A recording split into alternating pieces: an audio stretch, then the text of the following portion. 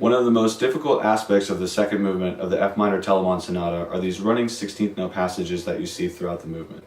For most of you, this is probably going to be the first time that you've ever seen 16th notes strung together like that, so they may be pretty intimidating at first. But if you think of them as a sequential pattern instead of a bunch of 16th notes running together, they're a lot easier to understand. For example, in measures 36 to 38, there's a repeated pattern of F, E, F with notes constructed around that pattern. Here's a graphic for you to understand what I'm talking about.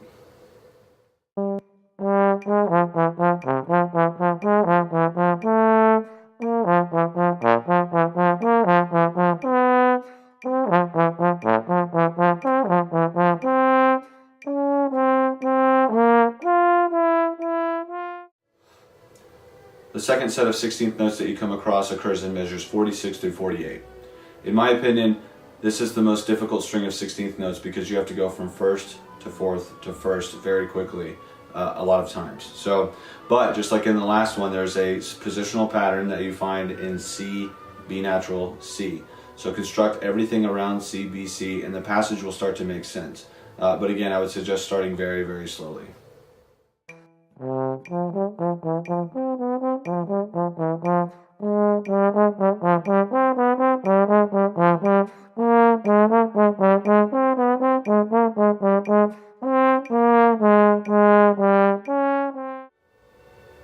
The final passage of 16th notes that you find in the second movement of F minor Telemann Sonata occurs from measures 74 to 77 in the A flat major section of the movement.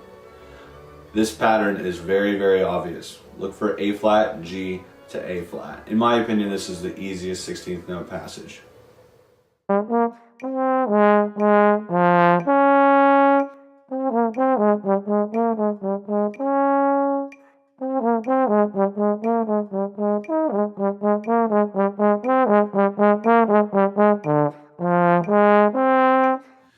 Understand the pattern. That's the first step. Number two is start slow, okay?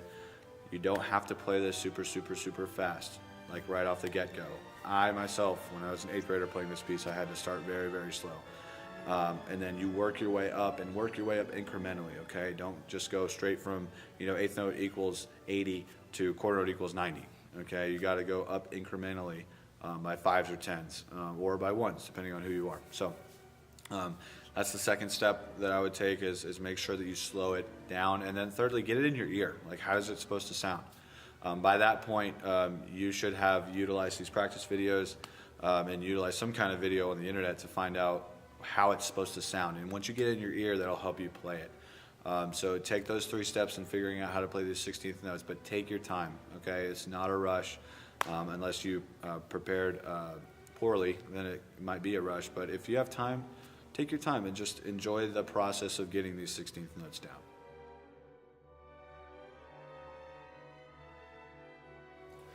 Just as we talked about in the first movement of the F minor Telemann Sonata, in the second movement, the legato tongue and the use of correct articulation is of the utmost importance. If you notice, just in the first line alone, there's a bunch of articulation marks that vary. So some notes are tongued, some notes are slurred, and it's important to be able to employ a legato tongue whenever you need it. So in this video segment, I'm going to show you examples of incorrect legato tongue and then examples of correct legato tongue. Most of the time when people start playing these pieces that have legato tongue, they're articulating too hard. So what you're going to want to do is articulate in the exact same spot, just articulate a little softer, okay? Make the impact softer, okay? Here are some examples of what I'm talking about.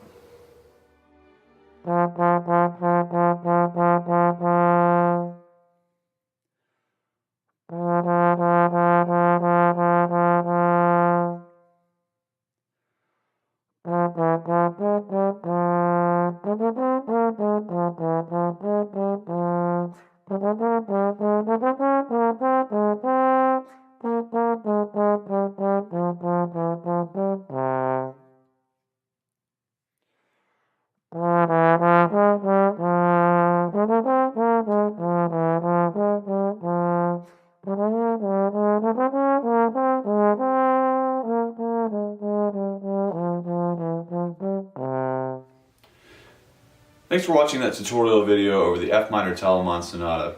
Don't forget that movements 2 and 4 have metronomic breakdown videos where I take the tempo and play slow, medium, and fast. My business partner Michael Attaway and I are going to be putting together tutorial videos like this for all the major instruments, so be on the lookout for that. We're going to do solos, and we're also going to do the all-region etudes this coming year. So just be on the lookout for information that comes out about that. And then also, July 8th, 2019, at Prosper High School, we are going to be running a brass chamber camp. Okay?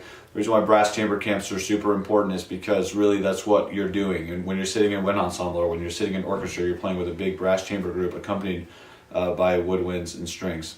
So mark that in your calendar. Do whatever it takes to be there. We're going to have guest artists and a bunch of other brass musicians helping us out. So look forward to seeing you there. And again, thanks for watching this video.